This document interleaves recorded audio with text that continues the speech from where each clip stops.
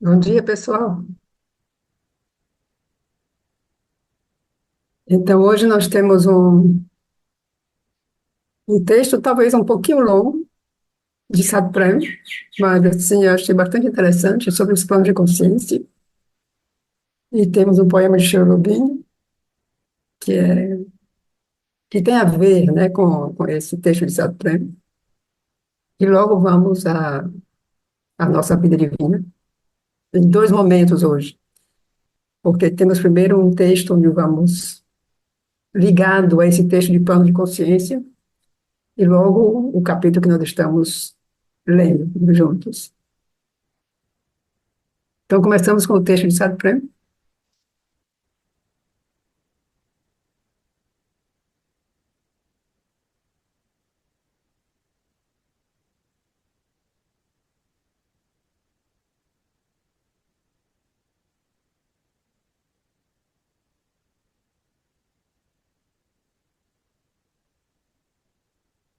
Nem todo mundo é capaz de sair de seu corpo de maneira consciente, nem de expandir sua mente ou seu vital. Mas muitas pessoas o fazem inconscientemente em seu sono, isto é, no momento preciso em que os pequenos eus da personalidade frontal estorvam menos e são menos estreitamente absorvidos por suas preocupações superficiais. Esses diversos eus exprimem uma fração da realidade, aquela que vemos a olho nu, mas imensos domínios se estendem por trás. Nós já falamos sobre um mental universal, um vital universal, sobre um físico sutil detrás dessa película física. Trata-se, então, de recuperar a integralidade de nossa realidade universal. Então, eu acho que todos nós aqui já vimos sobre isso, se, se fala sobre isso, né? Isso de sair do corpo, os sonhos. Mas o que é interessante aqui, justamente, é o que os antigos já diziam, nos Vedas, nos Rishis, né? Upanishads, é que o ensinamento, quer dizer, o que nós aprendemos quando saímos do corpo, através do sono, por exemplo. Esses planos de consciência que podemos ir, onde podemos ir, e essas viagens que você pode fazer no plano sutil, quando o sono se torna mais consciente, né, e tal.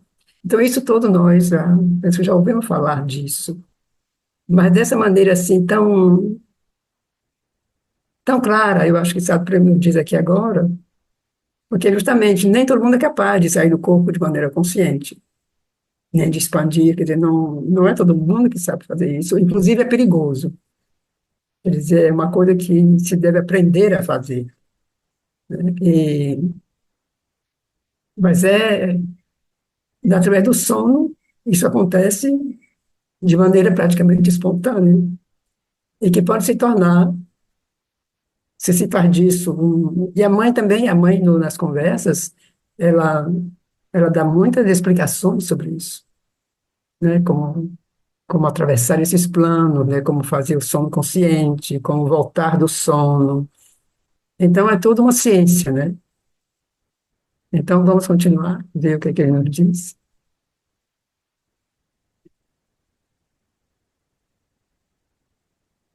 Então, há três métodos ou três estágios para fazer isso. Então, o primeiro, que está à disposição de todo mundo, é o sono. O segundo, mais raro, repousa na exteriorização consciente ou as meditações profundas. E o terceiro, que representa já um grau avançado de desenvolvimento, em que tudo é simples. Podemos prescindir do sono e das meditações e ver, de todas as maneiras, os olhos bem abertos, mesmo em meio a outras atividades, como se todos os graus da existência universal estivessem presentes aos nossos olhos e acessíveis por simples deslocamento de consciência, como quando ajustamos nosso olhar de um objeto próximo a um objeto mais distante. Quer dizer, ele está falando aqui justamente os métodos, não?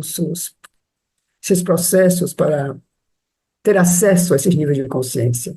Então, o primeiro, que está à disposição de nós todos, é o sono. Então, o segundo, que é mais raro, repouso na exteriorização consciente, ou meditações profundas. E o terceiro, que representa já um grau avançado de desenvolvimento, então ele diz, tudo é simples. Podemos prescindir do sono, de tudo, e ver de todas as maneiras, né? Então, assim, é como se Sri por exemplo, ele, não, ele meditava de olhos abertos, ele entrou em Nirvana e caminhava pelas ruas de Calcutá nesse estado. Então, isso já é assim, um estado que difícil de cogitar, né? Mas que é possível. Ele diz, é como se fosse, como ajustamos nosso olhar de um objeto próximo, um objeto mais distante. Como ele descreve assim, ele diz, né, tudo é simples, mas é que esse simples não parece assim tão simples quando vamos praticar isso, né?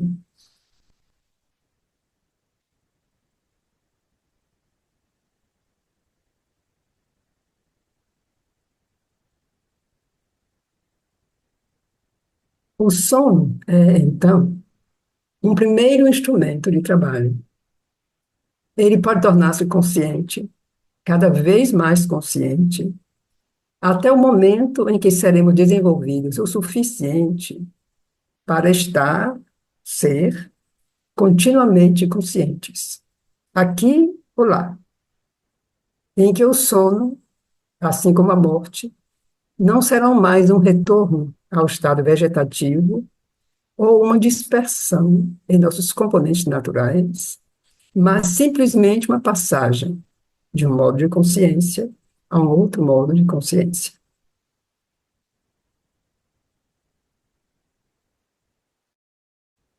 Lá, é claro, né, quer dizer, aqui, no nosso plano, ou nos outros diversos planos de consciência.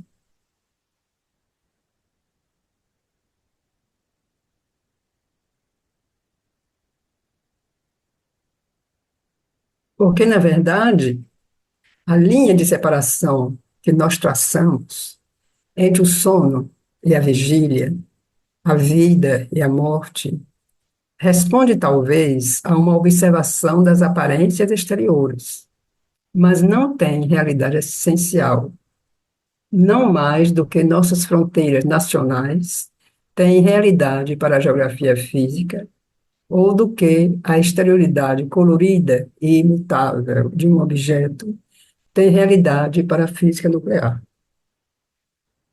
Então, ele diz justamente essa linha de separação é somente uma aparência, né? Porque não tem a realidade essencial, porque a vida é única. Quer dizer, essa passagem evolutiva do psíquico, né, que necessita renascer, né, no crescimento, para o seu crescimento. Então, não tem essa realidade. Quer dizer, se você olha do ponto de vista da vida, isso faz parte da vida. Então, assim, corresponde à observação das aparências exteriores, mas não tem uma realidade essencial. Que é como a gente olha uma carta do mundo, digamos, uma carta, tem a seu nome, né, a carta geográfica, ou física, não lembro agora, quer dizer, tem um mapa, que é um mapa com os países determinados, e tem um mapa onde você tem, assim, as linhas gerais, as montanhas, os rios e as planícies e tal, do mundo como um todo. Então, ali não tem fronteiras, ali o mundo é inteiro, quer dizer, a Terra, o planeta, é uma coisa só. Quer dizer, essa delimitação de países e fronteiras, e isso foi uma coisa que foi criada ao longo dos tempos, mas na realidade, geograficamente, ela não existe, isso é uma realidade sociopolítica, mas não tem realidade no plano físico, assim, em termos concretos, né, no plano físico.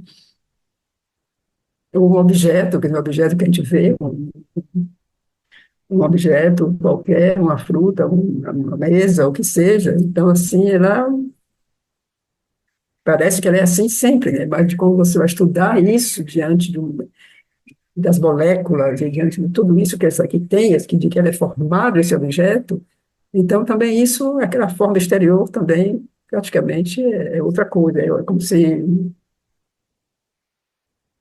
é outra realidade, né, nesse sentido, não é que é outra coisa, é uma outra realidade. Nos mostra, né, nos faz ver uma outra realidade.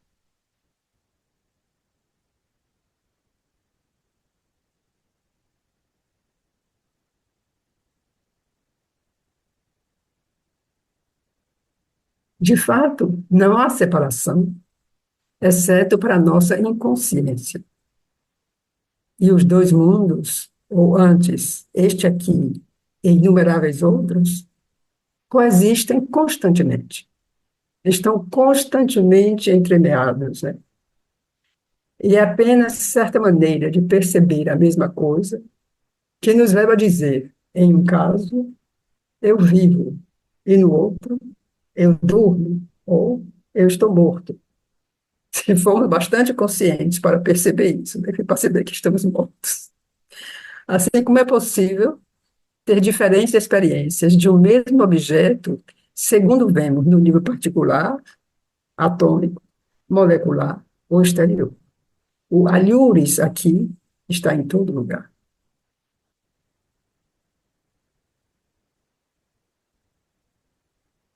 E acho que isso aqui não tem, nem tem muito o que dizer, né? Parece claro, né? Quando ele diz, é a nossa inconsciência que faz com que a gente possa dizer, né? Eu estou vivo, durmo, estou desperto, ou estou morto, ou... Quer dizer, todas essas nuances, né, de uma mesma coisa, que é dependendo do nosso estado de consciência.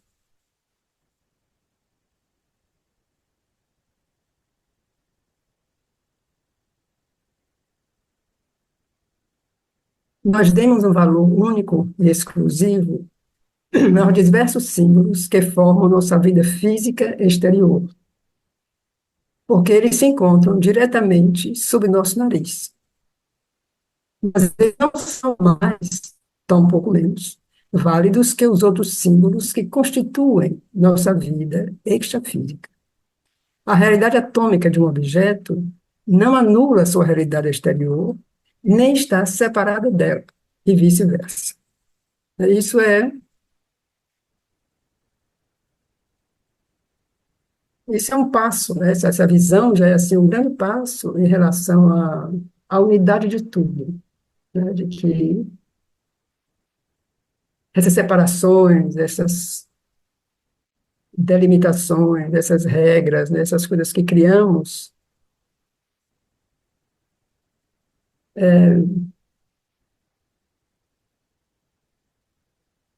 resultado da separação, né? Da ignorância e da separação que é típico do mundo mental, do mundo que é humano, que é guiado pelo ego, e que é separado, né? Não se vê, não se vê um com praticamente nada. Quer dizer, o ego é aquilo que cria essa ilha, né? Como cada um de nós é uma espécie de ilha em torno desse ego, e então nós demos esse valor, quer dizer, cada coisa assim, todos, se assim, essas coisas todas, né? Quer dizer, de que a vida, de que nossa vida está cercada, que faz parte da nossa vida, do nosso cotidiano.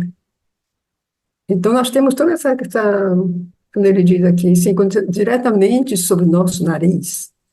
Então, nós damos valor a isso. Então, e as coisas são assim, as coisas se definem dessa maneira, as coisas são úteis porque fazem isso, são úteis porque nos ajudam a passar pela vida, ou a viver melhor ou pior. Então isso nos basta, né? De modo geral, isso basta. Porque não, porque vivemos nessa falta de consciência, né? Vivemos fora dessa consciência abrangente, essa consciência da unidade, essa consciência que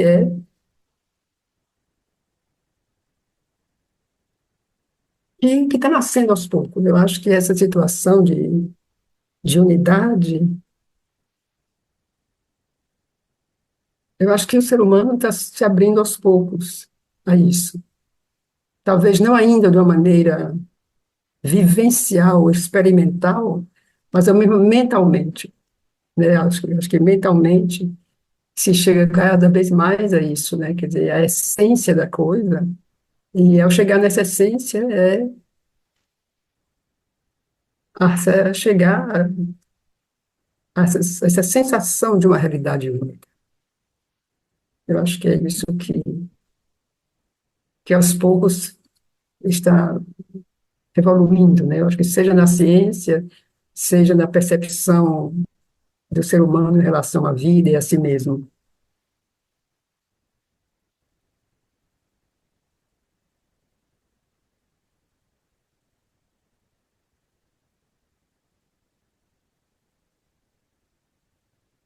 E não apenas os outros símbolos são tão válidos quanto os nossos símbolos físicos, mas nós não podemos compreender nada de verdade sobre nossos símbolos se não compreendemos todos os outros símbolos. Sem o conhecimento dos outros graus da realidade, nosso conhecimento do mundo humano comum é tão incompleto e tão falso como seria um estudo do mundo físico sem o conhecimento das moléculas, dos átomos e das partículas. Nada compreendemos enquanto não compreendermos tudo.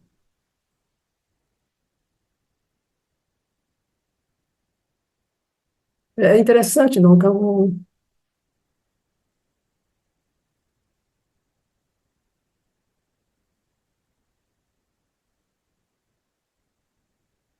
a gente fica, a gente pensa que sabe coisas, mas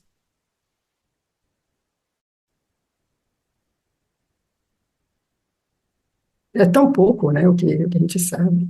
Ou, ou pensa saber, né, porque ainda isso é tão pouco.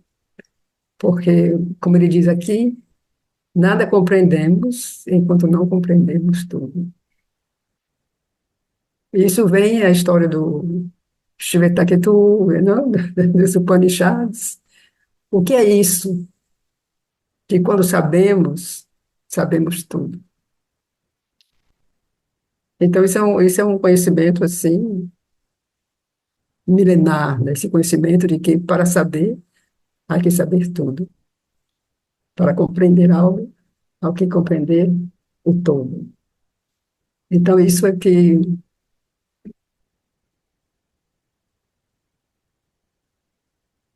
essa não compreensão do todo é que é a nossa ignorância, né? Porque podemos também nos perguntar o que quer dizer compreender tudo.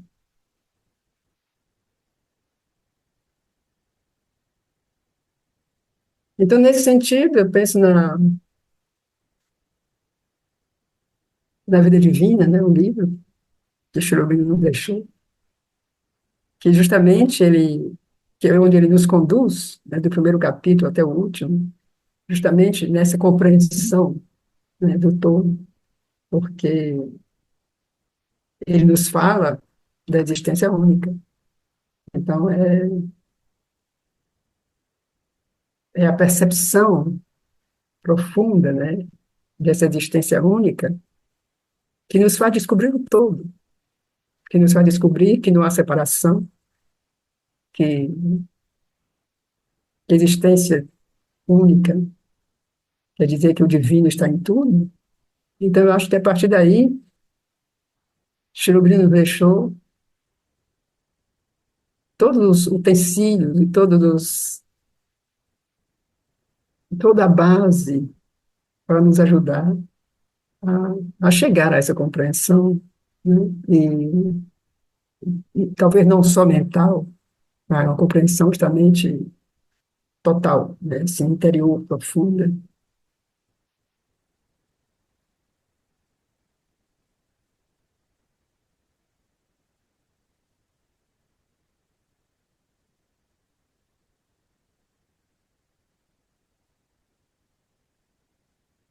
Então, existe, assim, uma gradação infinita de realidades coexistentes, simultâneas, sobre as quais o sono nos abre uma clarabóia natural.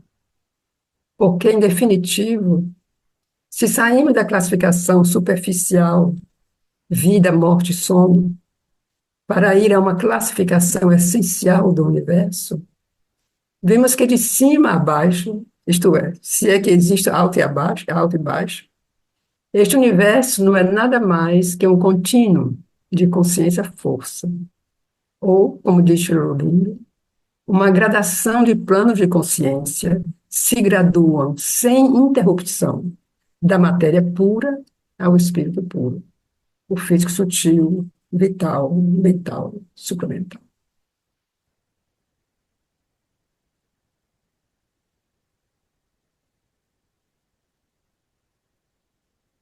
Aqui podemos ver, né, que tem o físico sutil, o vital, que também tem um mental sutil, quer dizer, o mental com todos os seus níveis, mental intuitivo, mental iluminado, etc., a, a sobremente, a supramente, quer dizer, tudo isso são esses graus, né, que Cherubim, né, ele explica tão bem, ele nos mostra, ele fala disso, então isso é disso que Satã está falando, né, uma gradação do plano de consciência sem interrupção, da matéria pura ao espírito puro. Então, através do sono, podemos talvez, né, podemos ter a experiência, né, de viver,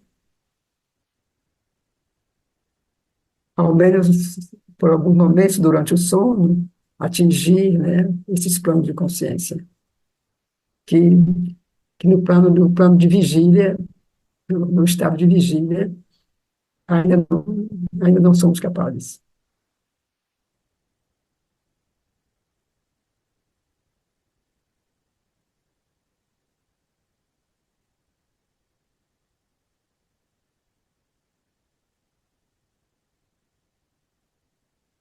Podemos empregar outros termos, se quisermos, um outro vocabulário, mas o fato permanece o mesmo, e que tudo se situa no centro desses planos, nossa vida e nosso sono e nossa morte.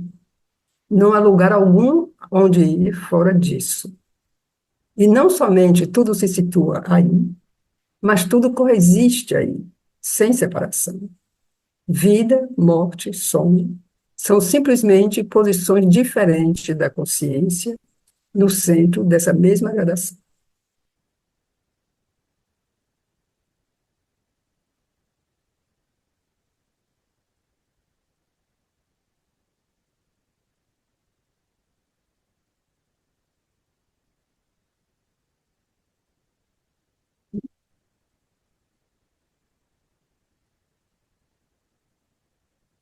Quando estamos despertos, recebemos vibrações mentais ou vitais que se traduzem por certos símbolos, certas maneiras de ver, de compreender ou de viver.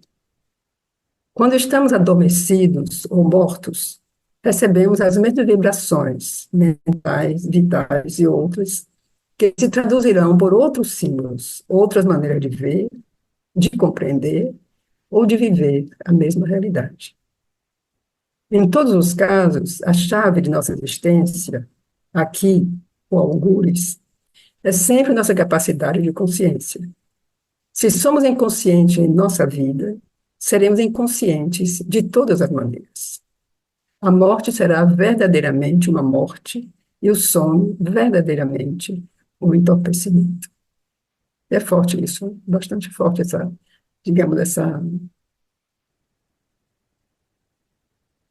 definição aqui que Sartre Prêmio nos dá, né?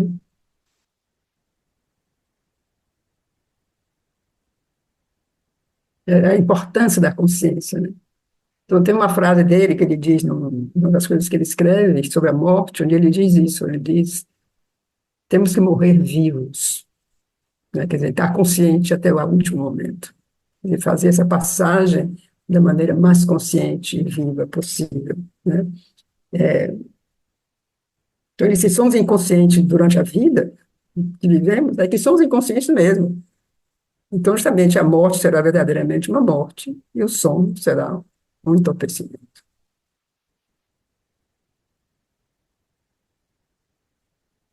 E isso que ele diz aqui, essa coisa as vibrações, os estímulos, que tudo isso que recebemos, é claro, quer dizer, assim, eu imagino que a maioria de nós já tivemos essa experiência, né, de coisa que no plano físico, por exemplo, a chuva, ou o ar que respiramos, ou a natureza, que é diferente no plano do sonho. Quer dizer, quando a gente tem um sonho, que se lembra do sonho, um momento na natureza, ou uma chuva, ou o ar que se respira, quer dizer, no sonho, ele é completamente diferente. Ele é um outro tipo de ar, é um outro tipo de água, é outro tipo de natureza, talvez mais transparente, mais luminosa. Eu não sei, quer dizer, eu mesmo sonhei uma vez com uma neve que era morna, que não era fria. É maravilhoso caminhar naquela neve que era morna, não era fria, mas era neve. E então, assim, como se eu diz aí, quer dizer, o símbolo é o mesmo, quer dizer, a chuva, é a natureza, ou, não sei, ou uma pessoa que é diferente no sono do que quando a gente, na vida real, porque se ultrapassa, né, esses limites e chega à essência da coisa. E, e não quer dizer que uma coisa é mais vívida, que é mais real do que a outra, é simplesmente o símbolo se transforma.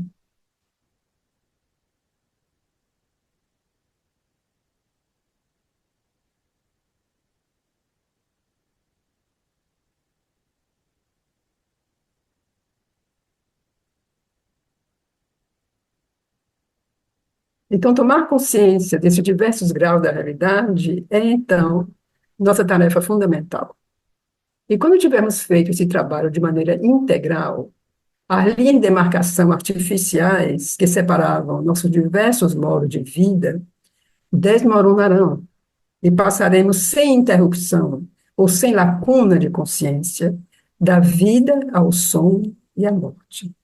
Ou, mais exatamente, não haverá mais nem morte, nem sono, como os percebemos, mas diversas maneiras de perceber de maneira contínua a realidade total. E talvez uma consciência integral, que perceberá tudo simultaneamente. Nossa evolução não está concluída. A morte não é uma negação da vida, mas um processo da vida. Então, na agenda, por exemplo, a mãe, quando ela fala do estado dela, sobretudo nos últimos anos, e ela diz, não sei mais se eu estou viva ou se eu estou morta. E é como se ela faz um gesto, né, como o Satipram descreve, como se, assim, entre os dedos, né, como se ela passasse de um plano a outro e sem, sem nada, quer dizer, nem sabia mais onde é que ela estava, né? Então, já não havia mais nenhuma interrupção, né, que é essa coisa de esse estado de consciência. E como Sri Aurobindo, a mãe, e outros grandes yogis que não, ou que não dormem, ou que dormem de uma outra maneira, que eles se repousam de uma outra maneira, eles não caem nesse entorpecimento, né, que Sadhguru fala. Quer dizer, é um estado de sono consciente.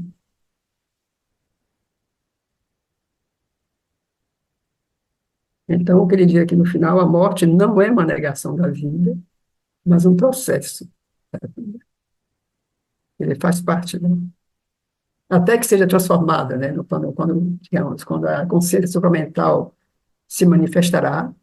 Então, uma das características, dos elementos, né, é, é essa vida sem morte, né, ou a morte por escolha, a morte por decisão, que não será mais uma eliminação, mas fará parte de uma transformação, provavelmente.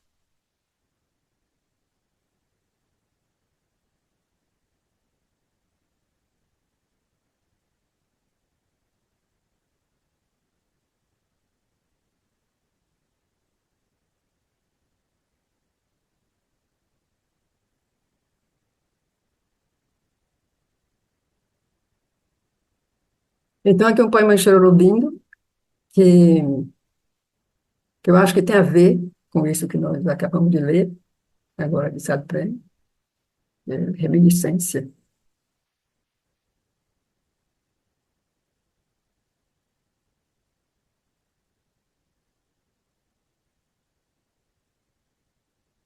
Minha alma desperta a alba e, a escuta, ouviu uma voz no espaço, um pássaro solitário, um canto não mestre de sua nota, um grito que se prolongou na eternidade.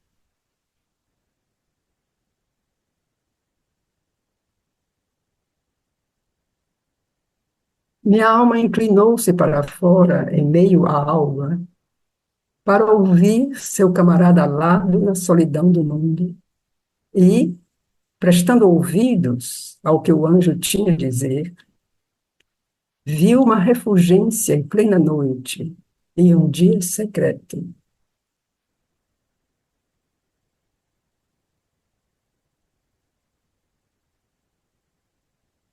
A ela se abriu. Ela contempla as estrelas, nascidas de um pensamento, e soube como se prepara o ser. Então lembrei como despertei do sono e fiz os céus, construí a terra, formei a profundidade do oceano. Vamos ler de novo, mais uma vez?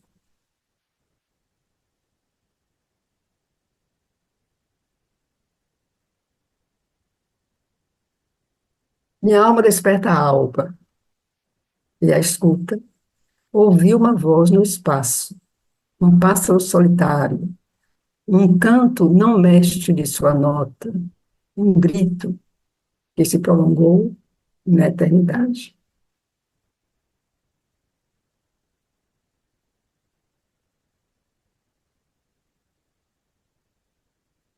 Minha alma inclinou-se para fora, em meio à alba, para ouvir seu camarada alado na solidão do mundo. E, prestando ouvidos ao que o anjo tinha a dizer, viu uma refulgência em plena noite e um dia secreto.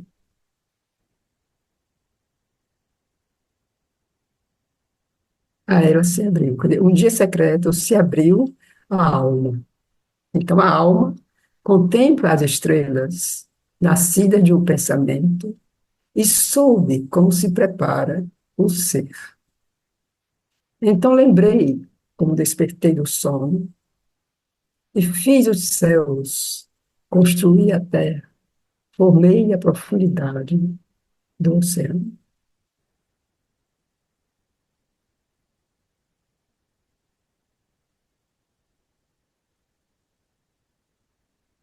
Então, assim, seguindo ainda essa linha do sono, sonho, nós vamos pegar quem tiver o livro da Vida Divina, nós vamos abrir na página 383 e vamos ler a citação dos Upanishads desse capítulo. Esse é o capítulo 5 do livro 2, parte 2, livro um, e se chama A Ilusão Cósmica. Mente, sonho e alucinação. Então, seguindo esse texto de hoje, eu até sugiro que quem quiser ler esse capítulo, porque é um capítulo assim muito que pode dizer muito sobre o que nós falamos hoje, né? Sonho, justamente como o título diz, né? Mente, sonho, alucinação. Então, esse texto do Upanishad que Sri Aurobindo cita, eu acho que eu já li alguma vez e fico sempre falando dele assim por certas situações, porque primeiro é belíssimo, é assim de extrema poesia, né? E segundo porque é de uma clareza, né, sobre isso que nós acabamos de ler, que é tocante assim, é muito bonito. Então vamos ler esse texto. Então, este self é um self de conhecimento, uma luz interior no coração. Ele é o ser consciente comum a todos os estados de ser e move-se nos dois mundos. Ele se torna um self de sonho e passa além deste mundo e suas formas de morte. Existem dois planos desse ser consciente: este mundo e os outros. Um terceiro estado é seu lugar de junção, o estado de sono. E quando ele se coloca nesse lugar de sua junção, vê os dois planos de sua existência, este mundo e o outro mundo. Quando dorme, ele toma a substância deste mundo, onde tudo é, e ele mesmo desfaz e constrói por sua própria iluminação, por sua própria luz. Quando dorme, esse ser consciente torna-se luminoso com sua própria luz. Não há estradas, nem coches, nem alegrias e prazeres, nem lagoas, fontes ou rios, mas ele os cria por sua própria luz, pois ele é aquele que faz. Pelo sono, ele rejeita seu corpo, e sem sono vê aqueles que dormem. Por seu sopro de vida, preserva este ninho inferior e se lança, imortal, para fora de seu ninho. Imortal, ele vai aonde quer. O purusha dourado, o cisne solitário. Eles dizem, só o país do despertar é dele, pois as coisas que vê quando está desperto, estas são as únicas que vê quando dorme. Mas lá ele é sua própria luz.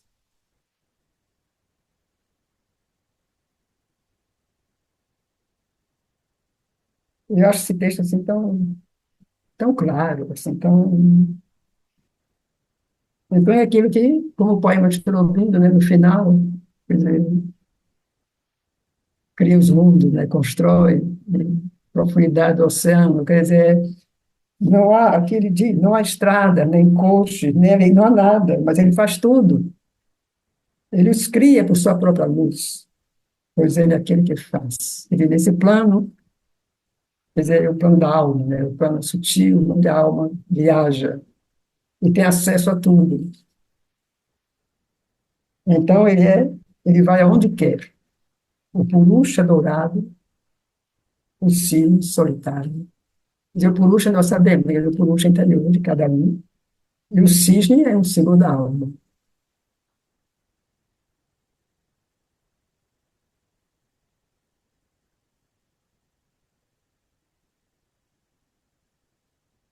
Então, assim, para aprofundar mais, assim, eu nem lembro mais se nós lemos alguma coisa desse parágrafo, desse capítulo. Eu não lembro. Talvez não. Mas, assim, eu sugiro, se para entrar mais nesse tema, leia esse capítulo. É um capítulo, assim, muito importante. Então, seguindo nossa leitura dos últimos meses, do nosso capítulo que estamos lendo aqui, da transformação, estamos quase no fim, vamos ver na página 814.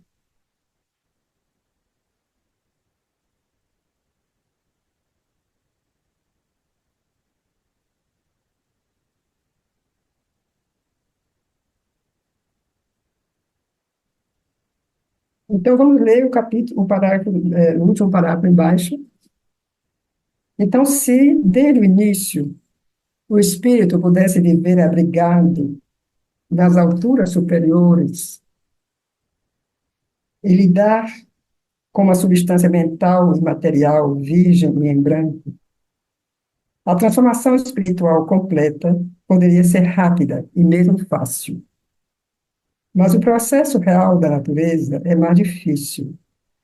A lógica de seus movimentos é múltiplice, contorcida, sinuosa, abrangente. A natureza reconhece todos os dados da tarefa a que se deu e não se satisfaz com um triunfo sumário sobre suas próprias complexidades. Cada parte do nosso ser deve ser assumida em sua natureza e caráter próprios, com todas as marcas e sinais do passado ainda presentes nela.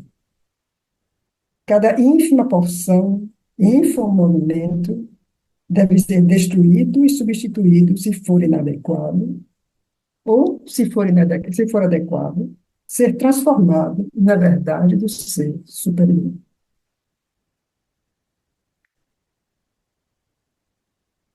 Se a mudança psíquica for completa, isso pode ser feito por um processo sem dor, embora ainda assim o programa seja longo e escrupuloso e o progresso cuidadoso. Senão, será preciso satisfazer-se com o resultado parcial.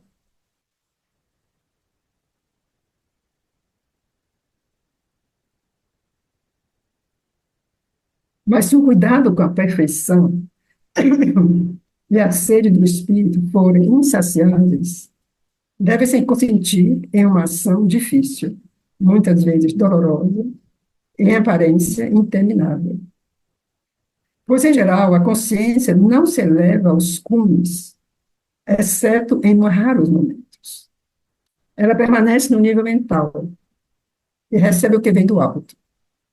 Então, algumas vezes, é uma descida única de algum poder espiritual que se estabelece e molda o ser em algo predominantemente espiritual, ou é uma sucessão de descidas que reforçam o estado espiritual e sua dinamis. Mas, a menos que se possa viver no cume mais alto já atingido, nenhuma mudança completa ou mais integral pode realizar-se. E aqui a gente pensa quando chega a falar da diferente abordagem, né, da alma, pra,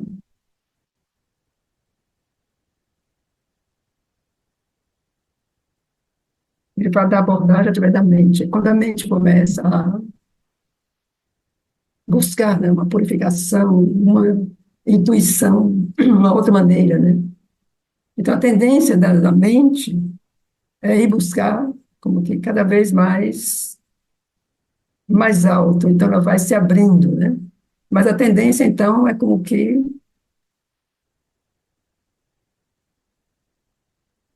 essa coisa impessoal, né? Quer dizer, a mente vai chegando a uma coisa cada vez mais impessoal. Enquanto que no início, essa impessoalidade é importante, quer dizer, não referir tudo a si mesmo, mas poder ver as coisas de uma maneira mais imparcial, que seria como que a base de um conhecimento mais verdadeiro, né? Essa impessoalidade. Mas essa impessoalidade da mente pode levar justamente a essa reclusão, a essa negação, a fundir-se, né, no outro espaço e a perder um pouco o sentido da realidade. Então, é como se, e temos a abordagem através do psíquico, né, que é através do bhakti, né, da devoção, do amor. Então, já é diferente, porque é mais dedicada, né, tem a presença do divino como um ser, né, como o ser que é amado, né, você tem o ser amado, né, o aquele que ama, e o amor, né. Então, já é um outro, já é como é que a gente pode dizer isso? Uma outra abordagem mesmo, né? Então, ele fala, essa consciência não se eleva aos cumes, exceto em raros momentos. Então, aqui a gente está já indo assim para essa coisa mais do espírito, uma coisa assim mais, essa experiência cada vez mais elevada, que para a maioria, imagina a maioria dos humanos, né, ainda é muito longe. Então, essa mente, esse dom imparcial, esse amor, essa devoção, então são coisas que são próximas, né, de certo modo. Mas quando chega essa transformação, essa experiência espiritual, é uma coisa assim que ainda parece abstrata, né? Quando a gente fala disso, ou lê sobre isso, eu creio que para a maioria entre nós. Quando eu digo entre nós, os humanos, né, todos, a humanidade em geral. Então ele diz, a consciência não se eleva aos cumes, exceto em raros momentos. Ela permanece no nível mental. Então ela recebe o que vem do alto.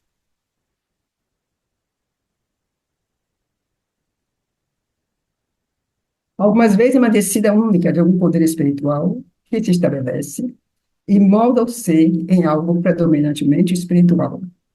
Ou é uma sucessão de descidas que reforçam o estado espiritual e sua dinâmica, e sua dinamis. Mas a menos que se possa viver no cume mais alto já atingido, nenhuma mudança completa ou mais integral pode realizar-se. Se a mudança psíquica não aconteceu, se as forças superiores foram puxadas para baixo prematuramente, o contato delas pode ser demasiado forte para os materiais defeituosos e impuros da natureza.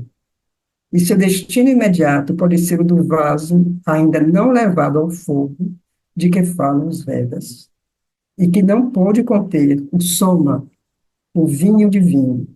Então, esse é um exemplo aqui muito bom, né? Porque se essa mutação, quer dizer, essa relação psíquica, se isso ainda não aconteceu, porque essa relação psíquica, ela é baseada, posso dizer assim, de maneira simples, né? Na sinceridade do sentimento, que é o amor, quer dizer, existe o ser amado, essa devoção. Então, isso é como uma proteção, se você pode dizer. Mas essa proteção, claramente, não tem isso, né? Então, essa coisa de puxar força que tem, isso existe muito, assim, pessoas que querem ter experiências, querem saber coisas, e tem essa tendência a chamar, a puxar, né, e essas forças. Então, é o que ele diz, né? Se o vaso ainda não está preparado para receber isso, aí do exemplo dos exemplos dos Vedas, quer dizer, o vaso que ainda não foi levado ao forno, quer dizer, tem um barro, ainda está feito de terra, mas não foi ainda cozido. Então, ele não está pronto. Então, se o soma, quer dizer, que é o vinho do conhecimento, desce nesse vaso, o vaso não está pronto, não está preparado para receber e pode se romper, se desfazer, pode acontecer.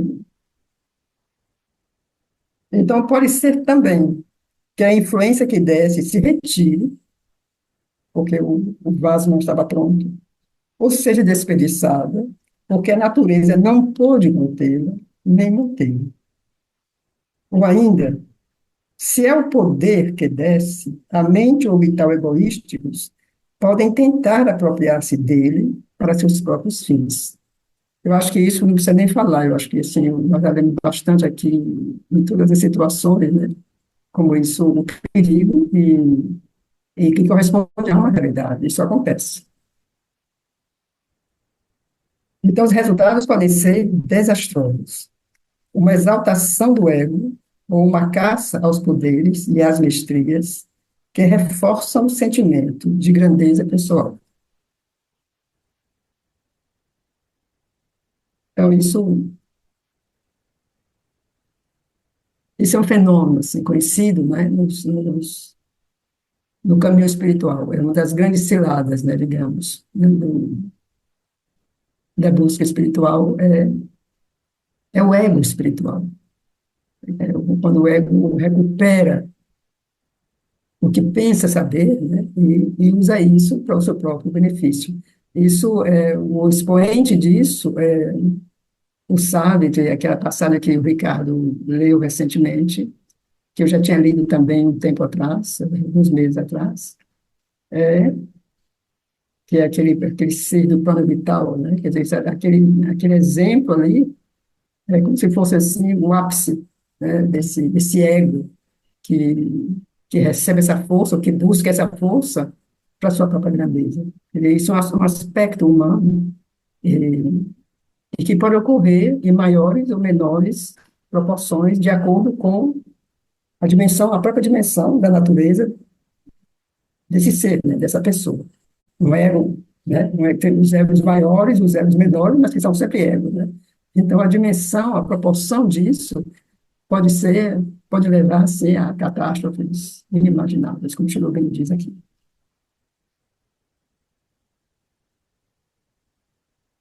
A Ananda que desce não poderá ser retida se uma impureza sexual excessiva criar uma mistura intoxicante ou degradante. Então, ele prende, quer dizer, ou o poder, ou a Ananda, né? Quer dizer, a Ananda é a alegria profunda, né? O êxtase, é a beatitude. Mas se isso está misturado, porque o vital ainda não está purificado, então essa se torna uma impureza sexual excessiva, pode criar uma mistura intoxicante ou degradante. O próprio poder, quer dizer, o poder se retira se houver ambição, vaidade ou outra forma agressiva do self inferior. A luz se extingue se houver um apego à obscuridade ou a qualquer forma de ignorância. A presença desaparecerá se a câmara do coração não for purificada. Quer dizer, até mesmo assim, a devoção, o bhakti, o amor no coração, essa presença no coração, o purusha interior, que isso também pode desaparecer se esse espaço interior do coração não for purificado. Ou então, alguma força antidivina poderá tentar apoderar-se, não do próprio poder, porque este se retira, mas da força que resulta dele e foi deixada atrás no instrumento, e usá-la para os propósitos do adversário. Mesmo se nenhum desses defeitos, nenhum desses desvios desastrosos ocorressem, ainda assim, os erros numerosos de recepção ou as imperfeições do recipiente poderiam impedir a transformação. O poder vem, então, de modo intermitente, e, enquanto isso, trabalha por trás do véu ou retira-se na sombra durante longos períodos de assimilação ou de preparação das partes recalcitrantes da natureza. A luz deve trabalhar na escuridão ou na semi-escuridão, nas regiões em nós que ainda estão na noite. A qualquer momento, o trabalho pode ser interrompido, no plano pessoal e nessa vida. Seja porque a natureza não é mais capaz de receber ou assimilar, pois alcançou os limites de sua capacidade presente, seja porque a mente pode estar pronta, mas o vital, frente à escolha entre a vida antiga e a nova, recusa-se a mudar. Ou, se aceitar, o corpo poderá revelar-se demasiado fraco, inapto ou defeituoso para a mudança necessária da consciência e sua transformação dinâmica. Ademais, a necessidade de efetuar a mudança separadamente em cada parte do ser, de acordo com sua natureza e seu caráter próprios, compele a consciência a descer em cada parte por sua vez e agir segundo o estado e as possibilidades delas. Se o trabalho fosse feito de cima, de alguma altura espiritual, poderia haver uma sublimação, elevação ou criação de uma estrutura nova, simplesmente pela força da influência do alto. Mas essa influência, essa mudança poderia não ser aceita pelo ser inferior, por não ser nativa dele. Quer dizer, vem de fora, não é natural ao ser. Então, esse não seria um crescimento total, uma evolução integral, mas uma formação parcial e imposta, que influenciaria ou liberaria algumas partes do ser, reprimiria outras, ou as deixaria como estavam. Uma criação exterior à natureza normal, e que lhe fosse imposta, só seria durável em sua inteireza enquanto a influência criadora se mantivesse. É, portanto, necessário que a consciência desça até os níveis inferiores. Mas, mesmo assim, é difícil manifestar o pleno poder do princípio superior, há uma modificação, diluição e diminuição que mantém uma imperfeição e limitação dos resultados. A luz do conhecimento superior desce, mas torna-se nublada e modificada. O significado desse conhecimento é mal interpretado, ou sua verdade é misturada a erros mentais e vitais. Ou então, a força e o poder de realização não são proporcionais à sua luz. A luz e o poder da sobremente, agindo em seu pleno direito em sua própria esfera, é uma coisa. A mesma luz, agindo na obscuridade da consciência física e sujeita às condições da natureza física, é algo completamente diferente. E devido à diluição e mistura, seu conhecimento, sua força e seus resultados são muito inferiores. A consequência é um poder mutilado, um efeito parcial, um movimento entravado. Aqui eu penso na expressão, né, no yoga integral de Sri Aurobindo. E quando se fala yoga integral, então muita gente ainda pensa que é porque Sri Aurobindo integrou os diversos caminhos do yoga, integrou o trabalho com a vida e tal. Mas esse integral é esse trabalho minucioso, né? De todo o ser, de todas as partes do ser, onde nada pode ser ignorado. É o que ele vem aqui nos dizer aqui, né? Isso que nós temos lido aqui. Nada pode ser ignorado, porque tudo tem que ser trabalhado. Então, nesse sentido, essa coisa do yoga integral, quer dizer, é integral porque tudo tem que ser trabalhado. Tudo tem que ser integrado nessa consciência maior, né? Quer dizer, tem que ser aberto à luz, tudo, tudo.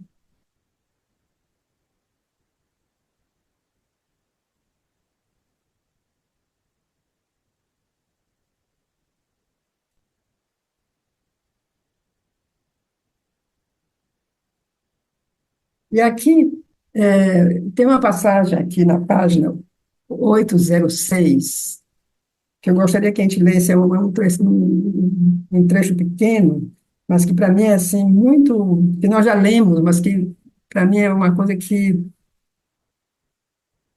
nos dá uma percepção assim muito clara. Então vamos abrir, vou voltar atrás um pouco algumas páginas, na página 806, esse parágrafo que diz: porém, para que essa mudança alcance sua totalidade mais vasta e inteireza mais profunda, a consciência deve deslocar seu centro em sua posição estática e dinâmica da superfície para o ser interior.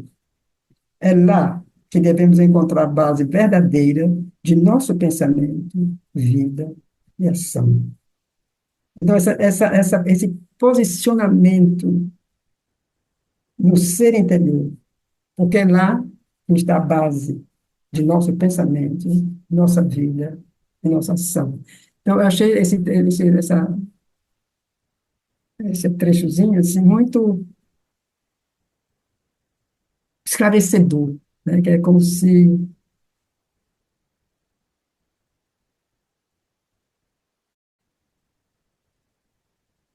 a base da consciência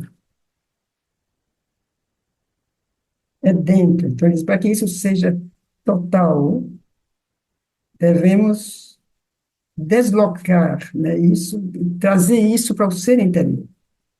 Então, lá se encontra a base verdadeira de nosso pensamento, vida e ação.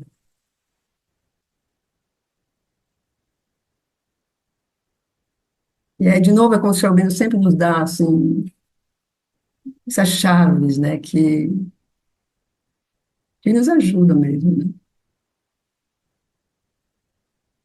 Acho que é em uma conversa assim com discípulos, onde ele fala da sinceridade. Então, ele diz justamente que é necessário uma sinceridade interior, quer dizer, um centro de sinceridade. Então, ele diz que se isso existe, mesmo que é assim, que o ser se perca ou vai, não sei, se evada e vai outra, se dispersa e tal, se existe esse centro interior, esse centro de sinceridade interior, ele sempre volta. Quer dizer, o ser sempre é chamado. Então, assim, quando eu vejo, ele diz aqui, que é lá, nesse centro interior, que devemos encontrar a base verdadeira de nosso pensamento, vida e ação. Eu acho que isso é uma coisa que deve estar muito presente, né, em cada um de nós, porque justamente, mais que nunca, essa vida que nós levamos aqui hoje em dia, né, tudo nos dispersa, tudo nos traz para fora. Nossos pensamentos, nossas emoções, nossas sensações, tudo é puxado para fora, é atraído para fora. Há demasiado estímulo, né, em torno de nós. Então, mais que nunca, eu acho que é necessário essa estar ligado a esse centro. Né? Nunca esquecer esse centro, nunca esquecer essa base interior, né? E voltar sempre para ela. Não esquecer, sempre voltar sempre. Que isso seja realmente, que isso faça realmente parte da nossa vida, né? Essa memória, essa presença, né, interior, essa presença. Né?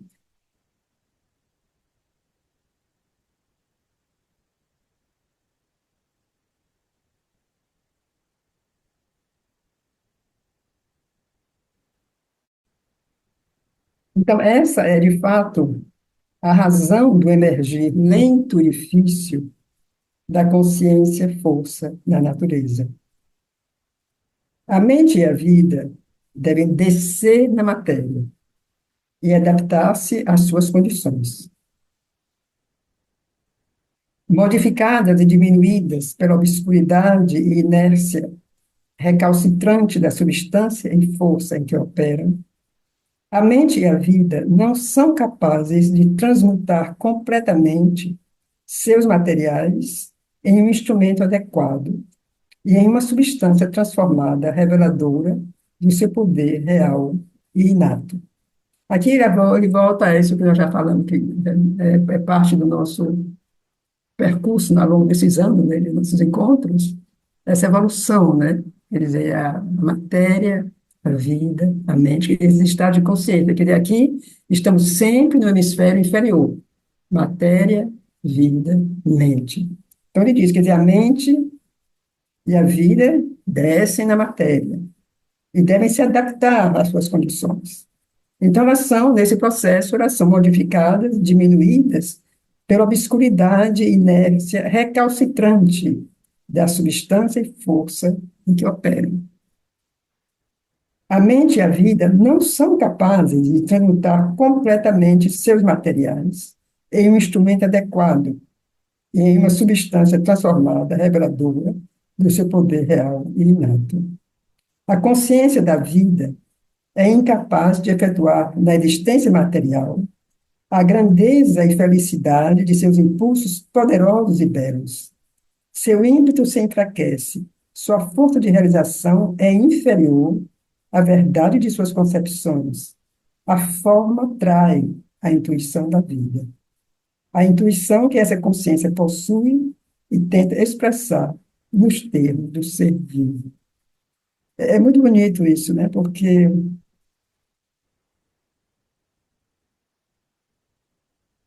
como ele fala da vida, a consciência da vida é incapaz de efetuar na existência material, porque a existência material existe, a grandeza e felicidade de seus impulsos poderosos e belos. Seu ímpeto se enfraquece, sua força de realização é inferior à verdade de suas concepções, a forma trai a intuição da vida. É muito bonito.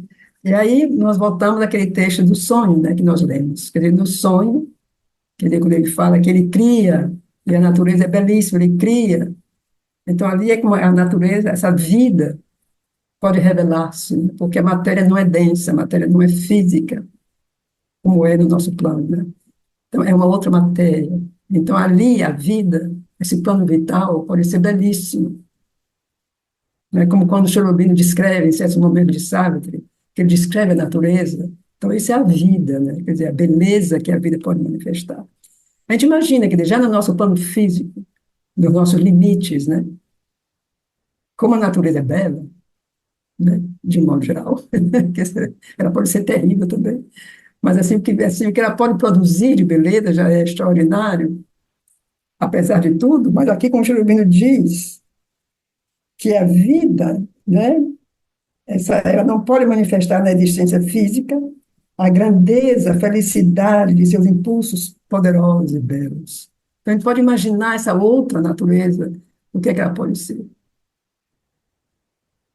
Então, a mente é incapaz de levar a cabo suas altas ideias no campo da vida e da matéria, sem a diminuição e os compromissos que a despojam de sua divindade.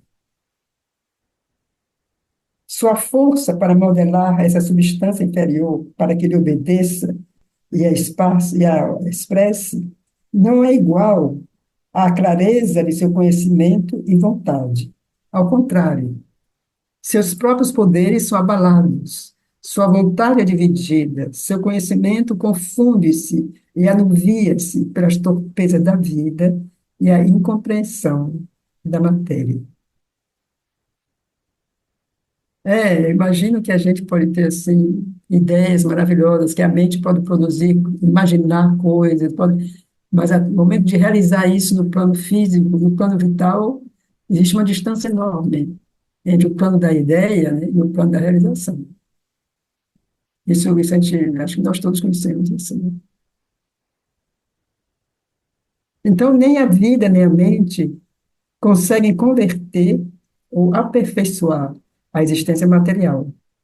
Porque nessas condições, elas não podem alcançar a plenitude de suas próprias forças.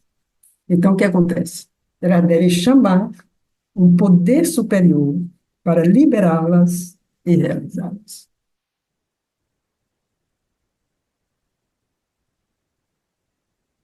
Mas os poderes superiores, mentais e espirituais, também estão submetidos à mesma incapacidade quando descem na vida e na matéria.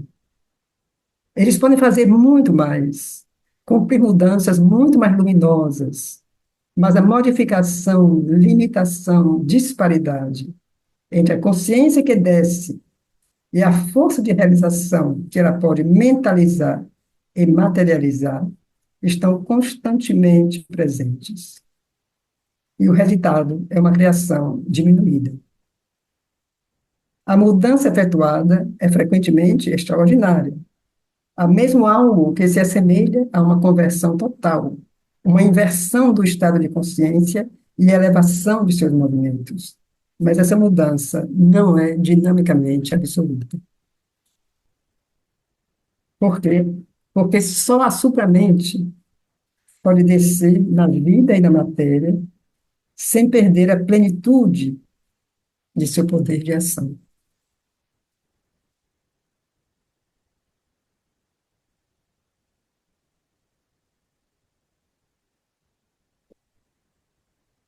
Pois sua ação é sempre intrínseca e automática.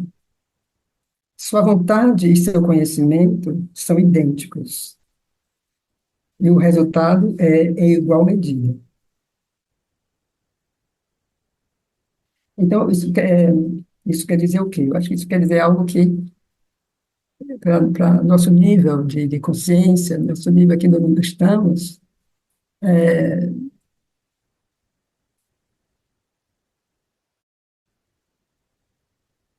ele pode, assim, formular as palavras, né? Mas entender profundamente é praticamente impossível, porque, assim, quando ele diz a ação é intrínseca e automática, a vontade e o conhecimento são idênticos. Então, nesse nível, o querer e o realizar é a mesma coisa. Então, porque não é o querer como nós queremos, né? E não é realizar como nós, assim, Você quer plantar uma planta e você tem que fazer um buraco, você tem que comprar a planta, você tem que botar um pouco de composto, você tem que molhar a planta. Quer dizer, entre o querer e o realizar, existe uma série de coisas que têm que ser feitas. Eu falei isso num plano muito material, né, muito prático. Mas eu imagino assim que na supramente, quer dizer, esse querer, o fazer é igual, quer dizer, você já quis, já aconteceu. Quer dizer, o querer tem a força e o poder da realidade, da execução. Ele não tem separação. Né? Então, assim, é intrínseco, é automático. Sua vontade e o conhecimento são idênticos. E o resultado é igualmente. Sua natureza é uma consciência verdade que se cumpre espontaneamente. E se limita, o limite à sua ação é por escolha e intenção, não por coerção. Nos limites que escolhe, sua ação e os resultados de sua ação são harmoniosos e inevitáveis. Quanto à sobremente, ela é, como a mente, um princípio de visão. E sua operação característica é elaborar uma harmonia escolhida em uma formação independente.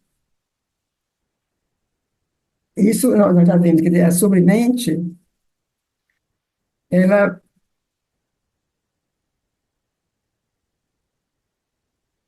então a formação, ela forma as coisas, tem campos, né, digamos, quer dizer, não é uma unidade, não tem como existe conflito, né? Quer dizer, por exemplo, é onde se formam as religiões se formam no plano da sobremente. Então, no plano da sobremente, não existe conflito nesse sentido. É quando ela desce, que se manifesta, então começa essa, esses conflitos que conhecemos, né? Mas no plano da sobremente, elas coexistem, né? Mas são separadas, porque ainda, a sobremente ainda é um plano da mente. Então, ainda é baseada na separação, ainda que sem conflitos. Então, o resultado de sua ação, perdão, quanto à sobremente, ela é, como a mente, um princípio de divisão.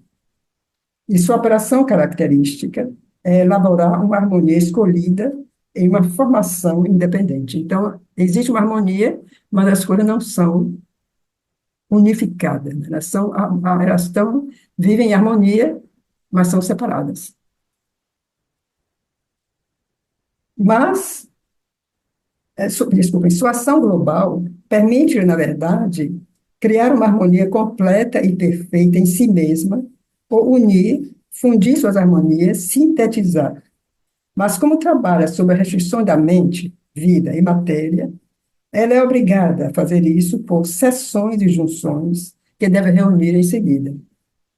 Sua tendência à totalidade é entravada por sua tendência seletiva, que é acentuada pela natureza do material mental e vital, nos quais ela age aqui. Tudo o que a sobremente pode cumprir são criações espirituais separadas e limitadas, cada uma perfeita em si mesma, mas não o conhecimento integral e sua manifestação. Por essa razão, e porque sua luz e seu poder originais diminuem, a sobremente é incapaz de realizar de modo pleno o que é necessário e deve chamar um poder maior, a força supramental, para liberá-la e cumpri-la. Assim como a mudança psíquica deve fazer apelo à mudança espiritual para completá-la, do mesmo modo, a primeira mudança espiritual deve fazer apelo à transformação supramental para completá-la. Pois todos esses passos no caminho, como aqueles que os precederam, são transitórios. A mudança radical e total na evolução, a partir de uma base de ignorância para alcançar uma base de conhecimento, só poderá vir pela intervenção do poder supramental e sua ação direta na existência terrestre. Essa, então, deve ser a natureza da transformação final, a terceira, que conclui a passagem da alma através da ignorância e estabelece sua consciência vida, poder e forma de manifestação em um autoconhecimento completo e inteiramente efetivo. A consciência verdade, ao encontrar a natureza evolutiva pronta, deverá descer nela e permitir-lhe liberar o princípio fundamental que ela encerra. Assim será criado o ser supramental e espiritual, primeira manifestação sem véus da verdade do self e do espírito no universo material.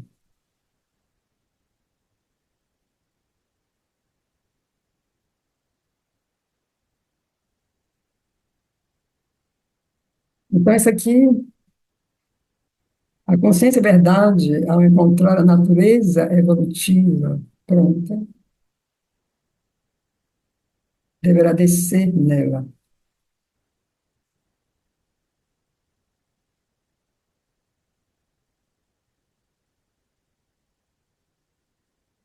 Então, isso quer dizer o quê, né? Encontrar a natureza evolutiva pronta.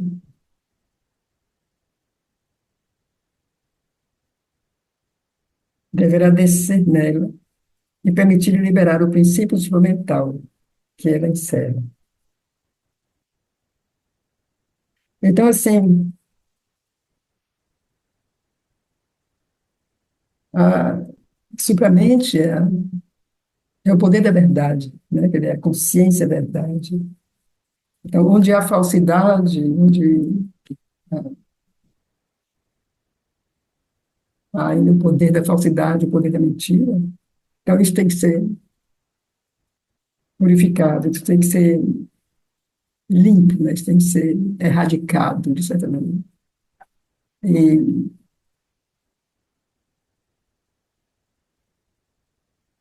por isso que a teoria, né, que diz, né, que isso que está acontecendo no mundo hoje é uma purificação, quer dizer, uma coisa que tudo tem que vir à tona para que seja limpo, justamente porque para que as consciências verdade poderá descer. Né? Quer dizer que isso é como que um resultado dessa necessidade. Mas tudo é tão complexo que é melhor, como disse bem no suplementar, vamos deixar ele fazer, vamos deixar ele fazer o caminho dele, porque nós não sabemos falar disso, né? É uma coisa muito além de nossa percepção. Então, aqui, nós concluímos esse capítulo, e eu hesito um pouco se a gente se aventura no próximo.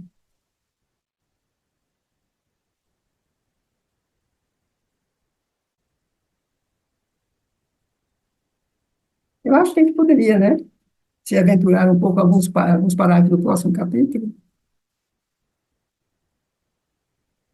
Então, podemos começar justamente, justo a ler o... Esses aqui são todas são as recitações do próximo capítulo, a ascensão à supramente, são todos, são todas palavras do Rig Veda. Então, assim, são todas assim, muito poderosas, assim, elas têm uma força em si mesma, né? Então, vamos ler essas citações. Então, mestres da luz, verdade, que fazem crescer a verdade pela verdade.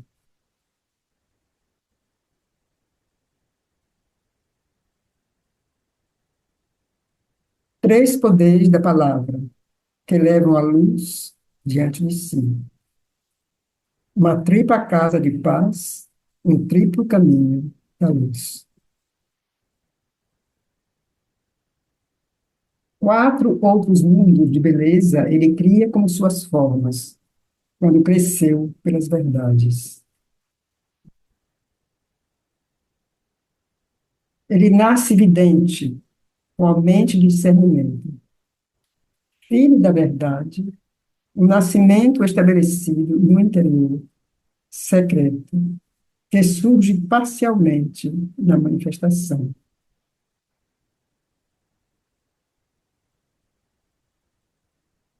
Possuidores de uma vasta sabedoria inspirada, criadores da luz, conscientes, eles conhecem tudo que é, e crescem na verdade. Ao perceber a luz mais alta, além da obscuridade, nós viemos ao sol divino na divindade, à luz mais alta entre todas.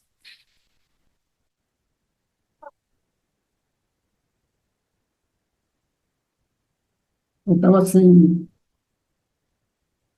eu não ouso, né? Eu não vou fazer nenhum comentário sobre esses textos, porque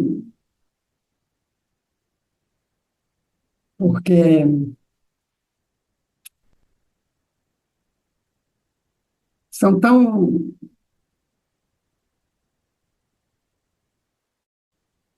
aos nossos olhos, né? Ao menos aos meus olhos, são tão abstratos, né? Então, ao mesmo tempo, a impressão que me dá é que eles têm uma tal força que nem precisa dizer nada, como se tem uma espécie de conhecimento intuitivo, eu diria. Quer dizer, quando a gente lê isso aqui, quer dizer, a minha impressão é que eu entendo, mas eu não sei dizer o que é que eu entendo. Eu sei bem o que ele está dizendo, como a gente consegue ver de que é que ele está falando, aqui, né, esses seres, esses rishis, né? Mas é que a mente não, a nossa mente é pobre, né, para isso, né? Mas o que é forte aqui é a verdade. Então, quantas vezes, em tudo aqui, fala da verdade e da luz. Então, isso é o poder, isso é a supramente. A luz, a verdade. Então, vamos ler o primeiro parágrafo para entrar, né, nesse capítulo. Então, a transformação psíquica e as primeiras etapas da transformação espiritual são facilmente aceitáveis por nós. Sua perfeição seria a perfeição, inteireza, unidade consumada de um conhecimento e uma experiência que já fazem parte das coisas realizadas, embora apenas por um pequeno número de seres humanos. Essa coisa assim, por exemplo, nós já lemos sobre isso, já se falou sobre isso. Há experiências que são relatadas, né, há livros muito bonitos, né, sobre essas experiências, sobre seres que viveram isso e que nos passaram essa experiência, né? Então, fazem parte das coisas já realizadas pela humanidade, embora apenas por um pequeno número de seres humanos. Mas a mudança supramental em seu processo nos conduz a regiões menos exploradas. Ela nos dá uma primeira visão das alturas da consciência, que, na verdade, foram já vislumbradas e visitadas, mas devem ainda ser descobertas em sua completude e mapeadas. O mais alto desses cumes, ou desses elevados altiplanos da consciência, o supramental, situa-se muito além da possibilidade de um esquema mental satisfatório, da possibilidade de ser mapeado ou abarcado por qualquer visão ou descrição mental. Seria difícil para a concepção mental normal, não iluminada ou não transformada, expressar algo ou entrar em algo que é baseado em uma consciência tão diferente e cuja percepção das coisas é tão radicalmente diferente. Mesmo se esse domínio fosse visto ou concebido por uma iluminação ou abertura da visão, seria necessária outra linguagem, diferente dos registros pobres e abstratos usados por nossa mente para traduzi-lo em termos que nos permitissem aprender sua realidade. Assim como os cumes da mente humana estão além da percepção animal, do mesmo modo, os movimentos da supramente estão além da concepção mental humana comum. É apenas quando já tivermos a experiência de uma consciência superior intermediária que alguns termos, tentando descrever o ser supramental, poderão transmitir um sentido verdadeiro à nossa inteligência, porque então, como algo similar ao descrito já foi experienciado, poderemos converter uma linguagem inadequada em imagens do que conhecemos. Se a mente não puder entrar na natureza da supramente, poderá olhar em sua direção através dessas vias de acesso altas e luminosas e captar alguma impressão, reflexos do verdadeiro, do justo e do vasto, que são o reino nativo do espírito livre.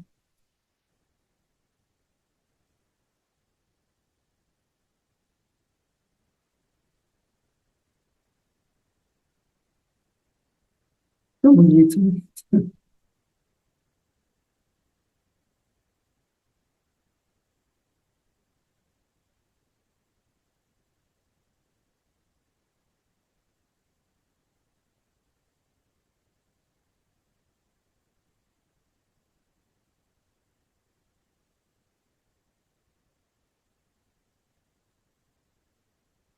E ele diz aqui, né, no início do capítulo, do parágrafo, quer dizer, essas visões, essas alturas, já foram vislumbradas e visitadas.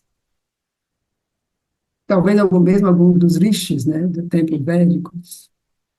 Mas, assim como o Sri diz, devem ainda ser descobertas em sua completude e mapeadas. Quer dizer, isso foi o trabalho dele, quer dizer, isso foi o que o Sri Aurobindo, por isso ele se retirou durante 25 anos, quase, para fazer isso, né, para descobrir sua completude e mapear. Quer dizer, assim, essa coisa de que a sua mente tinha que descer no plano físico, tinha que tocar no plano físico. Quer dizer, que a mãe depois continuou e todo o trabalho da agenda, que foi assim, foi criar essas pontes, né? Criar esse trabalho, esses mapas, né? Para fazer com que isso se torne possível.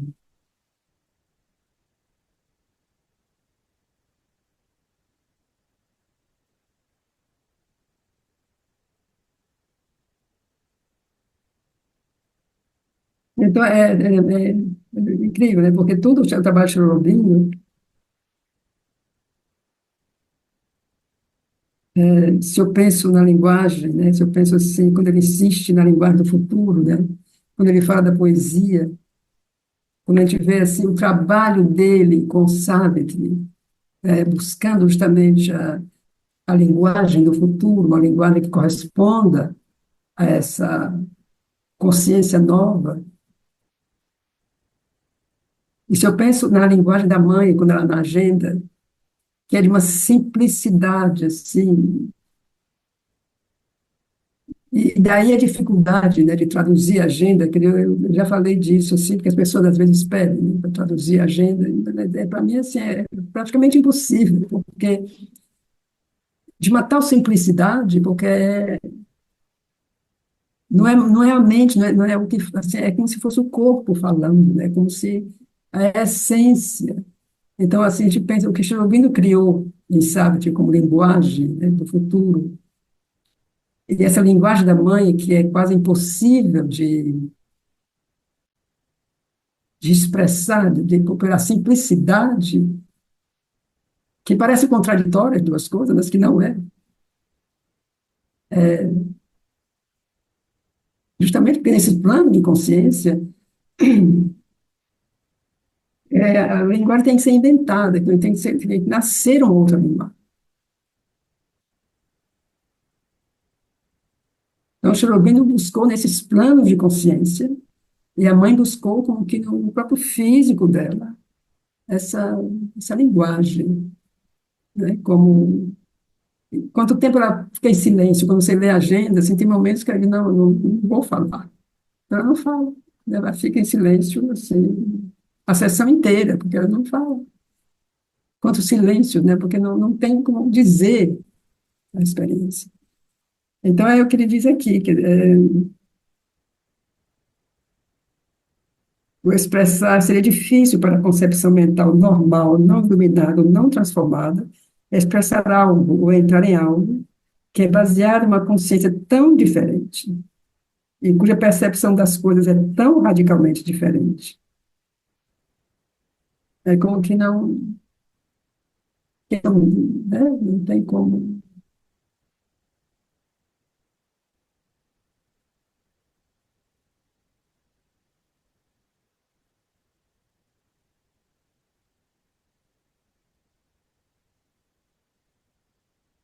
Vamos ler só o próximo parágrafo, porque ele é mais curto, e depois nós concluímos aí. Mas mesmo o que pode ser dito sobre a consciência intermediária é necessariamente inadequado. Pode-se apenas enunciar certas generalizações abstratas que no início poderão servir de luz e guia. Aqui, a única circunstância a nos ajudar é que a consciência superior, por mais diferente que seja em constituição e princípio, é, no entanto, em sua forma evolutiva e naquilo que no início nos é acessível dela neste mundo, um desenvolvimento supremo de elementos já presentes em nossa consciência, por mais rudimentares e diminuídos que sejam sua forma e seu poder. Vamos repetir aqui esse enunciado aqui. Então, aqui, a única circunstância a nos ajudar é que a consciência superior, por mais diferente que seja em constituição, em princípio, é, no entanto, um desenvolvimento supremo de elementos já presentes em nossa consciência, por mais rudimentares e diminuídos que sejam sua forma e seu poder.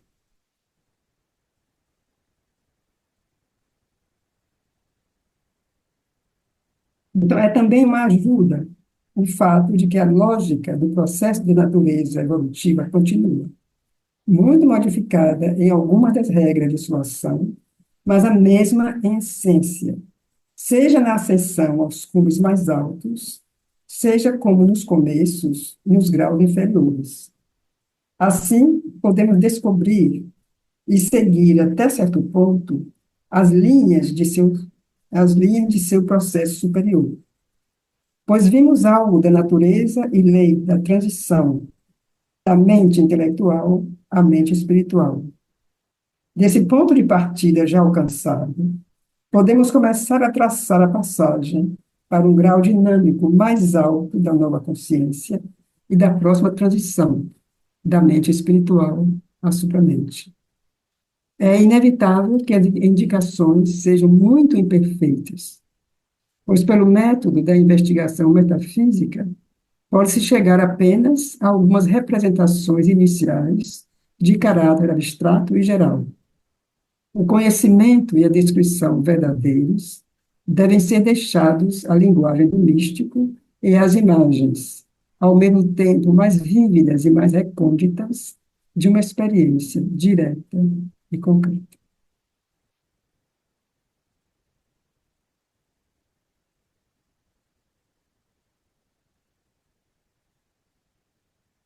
A transição da submente para a supramente é uma passagem da natureza, tal como a conhecemos, à supranatureza. Por esse fato mesmo, é impossível realizar isso por um mero esforço da mente.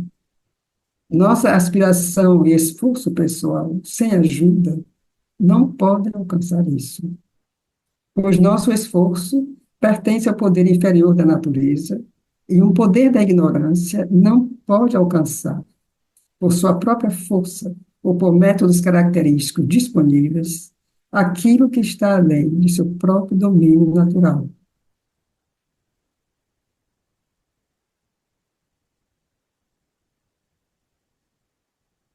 Todas as ascensões precedentes foram efetuadas por uma consciência-força secreta, atuando primeiro na inconsciência e depois na ignorância.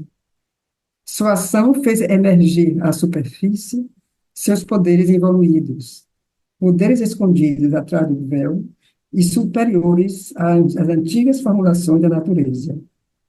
Mas ainda assim, é necessário que esses mesmos poderes superiores, já formulados em toda a sua força natural, em seus próprios planos, exerçam uma pressão. Estes planos superiores criam seus próprios alicerces em nossas partes subliminares e, de lá, podem influenciar o processo evolutivo na superfície. Sobremente e supramente estão também envolvidas e ocultas na natureza terrestre, mas não têm informações nos níveis acessíveis de nossa consciência interior subliminar. Não há ainda um ser sobremental ou uma natureza sobremental organizada. Nenhum ser supramental ou uma natureza supramental agindo em nossa superfície ou em nossas partes subliminares normais, pois esses poderes maiores de consciência são supraconscientes em relação ao nível de nossa ignorância. Para que os princípios evoluídos da submente e da supramente possam emergir de seus segredos velados, o ser e os poderes da supraconsciência deverão descer em nós e elevar-nos, expressar-se em nosso ser e nossas faculdades. Essa descida é a condição sine qua non da transição e transformação.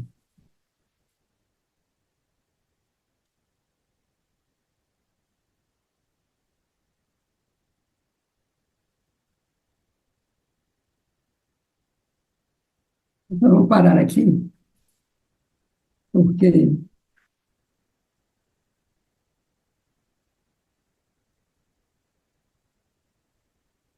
é muito denso, né, tudo isso.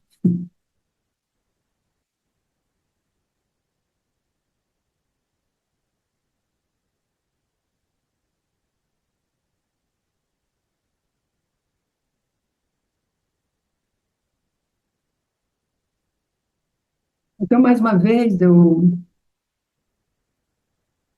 chamo a atenção um pouco assim, para lembrar do, do primeiro capítulo da Vida Divina, né, a Ascensão. Quer dizer, esse fio de... Quer dizer, eu acho, a gente já comentou isso algumas vezes, né, em nossos encontros aqui, mas eu não, como que não me canso de voltar a isso, né? Quer dizer, eu acho muito, muito importante, quando a gente lê a Vida Divina, é ter isso em mente. Quer dizer, essa é uma progressão, quer dizer, essa que o Chopin está nos conduzindo, é a essa evolução humana, a esse trabalho justamente dessa consciência verdade oculta que está trabalhando por trás. Quer dizer, desde o totem, né? Quer dizer, a primeiras perguntas iniciais, as primeiras questões iniciais, e é isso agora que nós estamos falando, justamente já dessa transformação instrumental. Então, essa viagem que o Jobim nos conduz, essa totalidade da existência, eu acho que é uma coisa que a gente não deve, quando lê a vida divina, não deve nunca esquecer isso, que essa unidade que ele nos traz, deve estar sempre presente quando a gente lê qualquer um dos capítulos da vida divina. Ele está falando disso, ele está falando dessa unidade, ele está se referindo àquele primeiro capítulo que vai nos conduzir ao último capítulo, que é a vida. Então, ter isso sempre como essa massa de conhecimento, ter isso sempre presente, né? Assim, como é que a gente pode dizer isso? Assim, como um fundo, né? Assim, de uma presença de conhecimento. Então, não sei se alguém quer fazer algum comentário.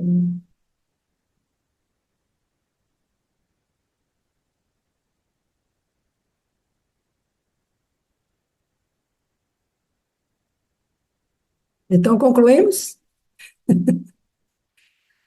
Vocês podem ir almoçar mais cedo, eu posso dormir mais cedo também.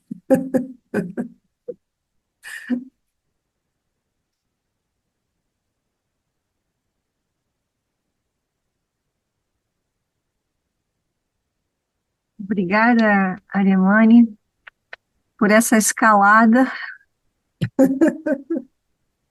É uma escalada, né, de uma linda montanha. Hum, E Eu fico pensando também que em nossa busca para compreender Shri Aurobindo, né, existe também como alicerce essa busca também para compreender o mundo e o tempo que estamos vivendo, né? Então é como também se nele nós também pudéssemos encontrar intuições, inspirações, percepções e até mesmo mudanças interiores de como lidar também com eh, a realidade que estamos inseridos, né? Então é isso que eu queria dizer, né? E se torna também um desafio, né? Fazer essa ponte, ao mesmo tempo, é como se fosse uma, uma ponte que nos indica uma luz, uma verdade, em meio a tantas confusões e contradições, né? Então, como você falou também, né?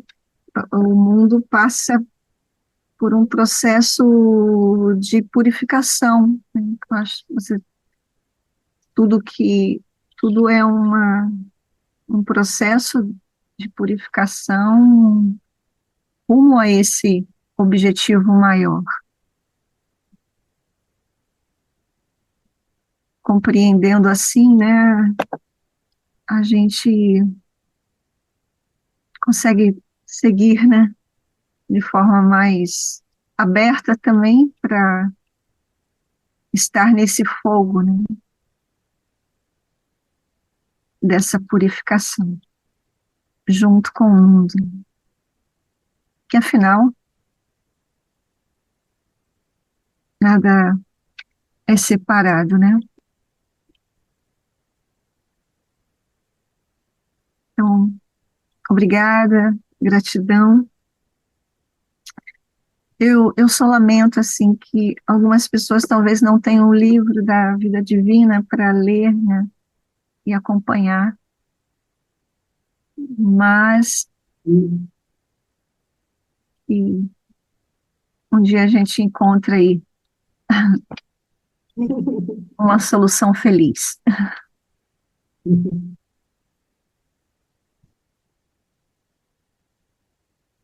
Obrigada. Então tá. Bom domingo a todos.